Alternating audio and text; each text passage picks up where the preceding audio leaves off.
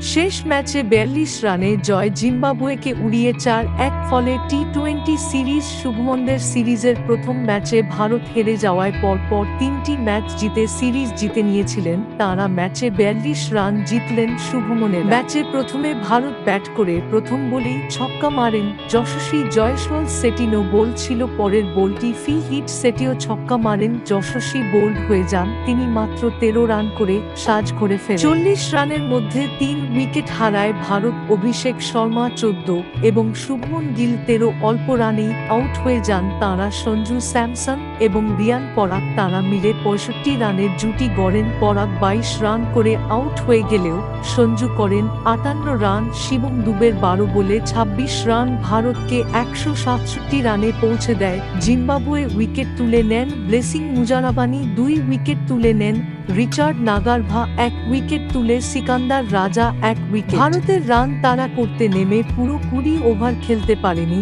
Zimbabwe. Opener Wesley খাতা না খুলেই প্যাভিলিয়নে ফেরেন জিম্বাবুয়ের ব্যাটারদের মধ্যে মারুমানি ২৭ রান করেন, বেনেট ১০ রান করেন, মায়ার্স ৩৪ রান করেন ও ফরাড ২৭ রান করেন। ছাড়া বাকিরা এলেন আর গেলেন। মুকেশ কুমার ৪ উইকেট তুলে নেন, তিনি নো বলে একটি বোল্ড করেছিলেন, না হলে ৫ উইকেট হতে পারত। শিবম দুবে ২টি উইকেট নিয়েছেন, ১টি রান আউটও করেছেন। শেষ পর্যন্ত ১২৫ রানে শেষ হয়ে যায় সিকন্দরদের ইনিংস। ৪২ রানে ম্যাচ জিতে নেয় ভারত। ৪-১ ব্যবধানে সিরিজ জেতে শুভমান গিল।